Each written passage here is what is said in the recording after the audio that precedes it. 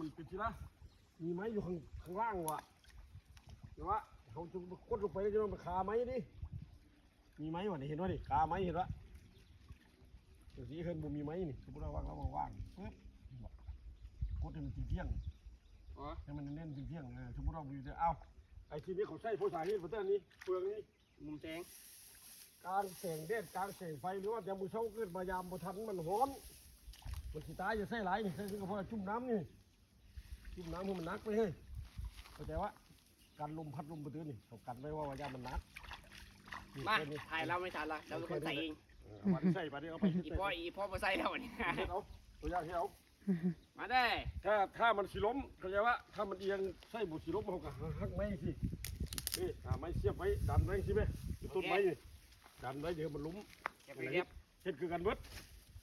มัดปากมันเลยกะเอาตีนไปย่างมือเท่านั้นทุ่มไปข้ามขาไม้มันสิดิ้งขึ้นดิตัวหันหลังเสื้อมันสิดิ้งขึ้นดิเฟืองบ่มีเฟืองไม่อีกไปแซงตะก้อนให้แซงก็ได้เฟืองนะ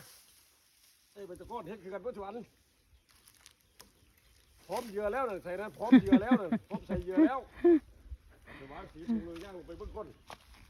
วางกันเลยวางตะก้อนมีปงนี้แล้วอันนึงก็แล้วเจ้าตัวใส่อันนี้เลยใส่นี้ก็ไปใส่มุมก็ย้ำไปอีกได้ไงย้ำอีกก็ได้ไปใส่มุมนั่นนึงแล้วแต่ตัวใส่ใส่ไปรถไปเลยกินแต่ถ้ามันฮอดได้ฮอดพูดได้มุมนั้นก็มุมนี้มันได้เนี่ยมุมสำคัญนะนี่มุมเนี่ยใช่ว่าไปน้ำมัดผมมันนั่นน่ะปากมันมัดไว้มัดไว้กันแล้วกันมันขึ้นแล้วมันจะมุ่นขึ้นมาวันนี้ดักกุ้งครับดักกุ้งของฝากของเบิ้งเฮ็ดเอาของไปเลยคุณจักรถลงถึงเที่ยงมันแน่นเสมอกันที่มันล้มไหมก้มหมายมันเล็กที่เขาตั้งข้างขามันจะมันล้มเล็กที่เขาให้มานั่นน่ะเอาใส่แล้วก่อนยังเอาเฟืองได้ทีหลังก็ได้ครับโอ้โหเนี่ยใส่ไปแล้วปุ๊บตัวยังเอาเฟืองจุ่มน้ำใส่ไปทีหลังมันยังช้า